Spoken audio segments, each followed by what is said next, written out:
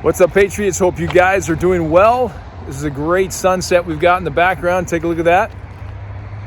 California's crazy, but it still has some beautiful topography and some great imagery, even though the governor is a psycho and beta male.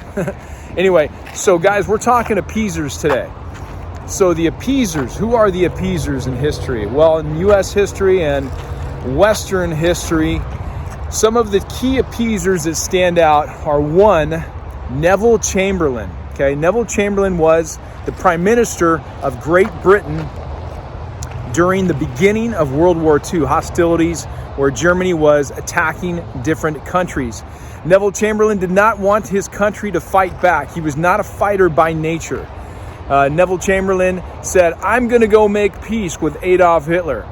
And he went over, flew to Germany, signed a paper with Adolf Hitler, came back, flew back to England, held the paper up in the air and said, I've got it here, the peace treaty. He agreed to not attack any more countries. But, though he thought he had achieved success, the appeaser that he was, what happened was within days, Adolf Hitler went on to attack multiple more countries throughout Europe. The appeasement, the liberalism did not work. And as a result, the UK brought upon its country the great Prime Minister called Winston Churchill. Winston Churchill, the bulldog that he was much along the lines of a President Trump-style president. Okay, never back down, never give up, never give in. That was the motto of Winston Churchill. Winston Churchill helped lead the UK to defeat the Axis powers, Nazi Germany and Italy, and of course assist the United States in defeating the Imperial Japanese during World War II. Without a strong leader like Winston Churchill, there's no way, most historians agree, no way that England would have survived the onslaught from the Axis powers, the Nazis, etc. Let's fast forward now to, we've got the Vietnam War. Now, many argue that the Vietnam War could have been won, and I agree.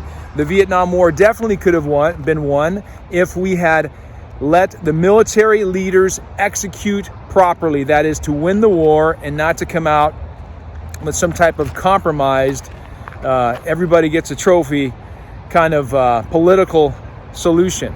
And so now many of us remember near the end of the Vietnam War, and a lot of these hostilities were starting to turn into quagmires during the Lyndon B. Johnson administration, another appeaser, softy, a lefty, what have you, didn't want to hurt the enemy too much. Would have been too rough if we went too hard on the enemy, according to appeasers and liberals like Lyndon B. Johnson. And eventually, Lyndon was replaced by Richard M. Nixon, and Richard M. Nixon actually was a good, solid conservative. A lot of us hear about his involvement in the Watergate issue, but Richard M. Nixon actually was a very solid, well-spoken conservative leader. And so he basically said, we're getting out of Vietnam. But many people remember the images of this quagmire, of this mismanaged war, because the politicians tied the hands of the military. Many people remember the imagery of U.S. helicopters, multi-million-dollar helicopters being pushed off the sides of U.S. warships, aircraft carriers, okay, to make more room for Americans trying to escape and trying to retreat and get off the land in Vietnam. It was a very despicable imagery. It looked like we were running with our tail between our legs because, again, the politicians, the appeasers, mismanaged this war. Fast forward to Jimmy Carter, the Iran crisis. What happened was we had a Western-supported leader, the Shah of Iran, and he basically was friendly with the West. He allowed us to have strong relations in the area of oil development. We helped dig oil wells for him and build refineries, etc., ourselves and the UK and France, if I understand correctly. However, there was a radical Islamist movement, and the leader of that was the Ayatollah Khomeini. And the Ayatollah took over during the Carter years and he basically took many Americans hostage. Okay, and there was a hostage crisis in Iran. They perceived Jimmy Carter as a weak and impotent leader, and he was that. He was another appeaser. And as a result, they took advantage of us, made us look silly on the world stage. Matter of fact, we even tried to conduct a rescue mission where we sent, that is the Carter administration, who at the time had what Reagan later called a hollow military, which basically was a military on the outside, looked good, on the inside wasn't run well, wasn't maintained. And we tried to rescue these American citizens at the embassy, sending planes, low-flying planes, as well as helicopters. And unfortunately, to our disgrace, they actually crashed, and it botched the entire attempt to rescue the American citizens, the hostages, during the Iran crisis. And that further left a black stain on the mark and record of Jimmy, the peanut farmer, they call him the peanut farmer, Carter, another appeaser. Probably a nice guy, probably he wasn't anti-American, he just thought we could get along with terrorists, things like that. So, the appeaser Jimmy Carter was replaced then by a strong, very, very patriotic president. That is Ronald Reagan, one of the greatest presidents in U.S. history, that is at least modern history. And much of President Trump's approach was modeled after the patriotism and the strong sense of military support that was shown during the Reagan administration. Fast forward now to Barack Hussein Obama, another appeaser. Barack Hussein Obama went around the world doing the apology tour, where he basically apologized for America's strength and, quote, hegemony, another made-up socialism word, or I should say social studies word, and it basically just means being strong in your own right. And so he went around apologizing for America, went to Mideast countries, went to Egypt in particular. He spoke apologizing for America's strength and its leadership, and exercising its strength and leadership around the world. What a despicable thing to do as the president of the most powerful country in the world, to go in and apologize for what your nation had done. And when your nation had freed the world from Nazism, from imperial Japanese, from communism, etc., and donated so much to other countries, to go in and apologize for what your country did is despicable, and it's anti-American. And it showed that he was a great appeaser. And it was highlighted when the Iranians, again, as he was begging them to not produce and enrich uranium, he said, what I'll do is I will make an agreement with you guys, but just please don't enrich uranium so people don't feel threatened in the Middle East and I look better. And so basically they said, okay, yeah, we'll do it, but you also have to send us a big plane load of cash, billions of dollars in cash.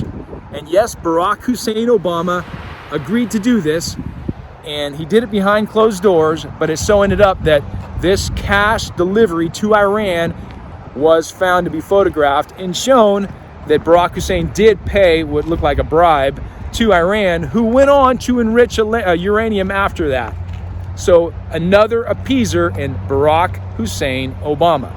Fast forward to Sleepy Joe here, and of course that, by the way, that brought us President Donald Trump, similar to the weakened leader and the appeaser of Jimmy Carter. His appeasement brought us Ronald Reagan. So we had President Trump, make America great again, peace through strength.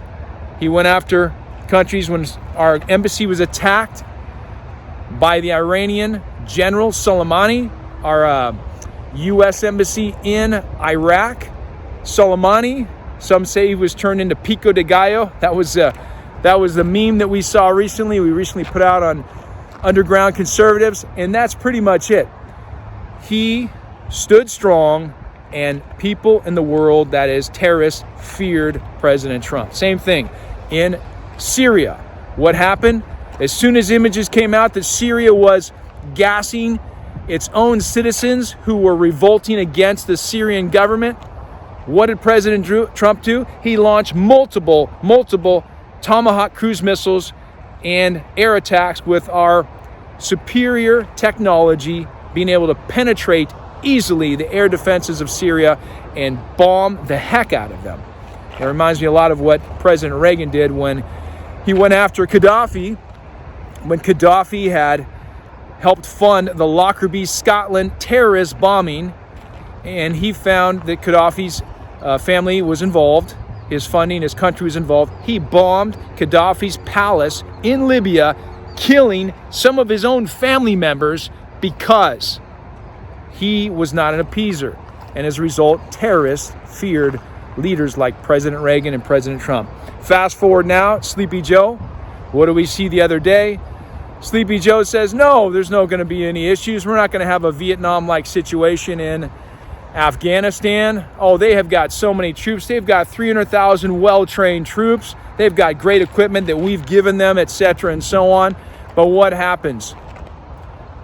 Well, the Taliban takes over. After Sleepy Joe had said, oh, the Taliban is nowhere as strong as the North Vietnamese army was. We're never going to see that happen. We're not going to be airlifting people off of the embassy. Well, sure enough, we were airlifting, that is the United States, people, Americans, off the U.S. Embassy in, I think it's Kabul, in Afghanistan.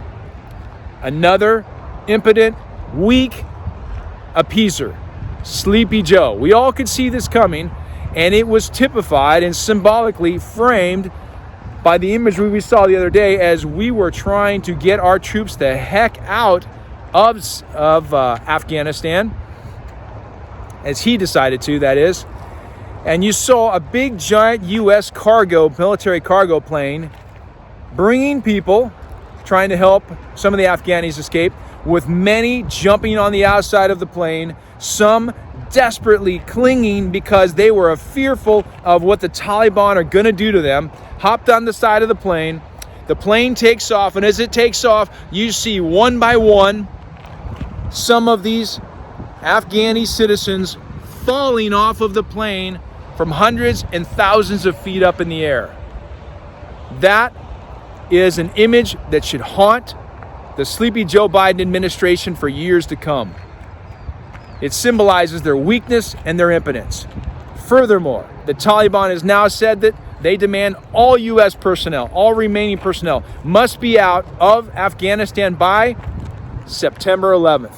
As reported by the Epoch News, September 11th. Can you imagine that? And I have to ask this. What do you think Trump would do if that was proposed to him? I think those guys would be blown up in an instant. Just look what he did to Soleimani.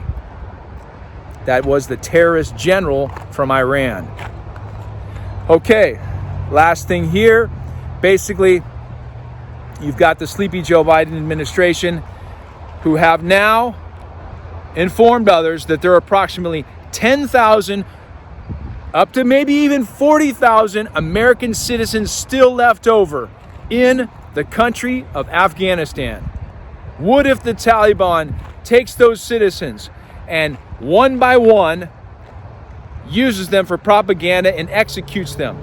That would be a disgusting thing, and that would be one of the most despicable embarrassments that the United States military and the United States administration has faced in many, many, many years, perhaps ever.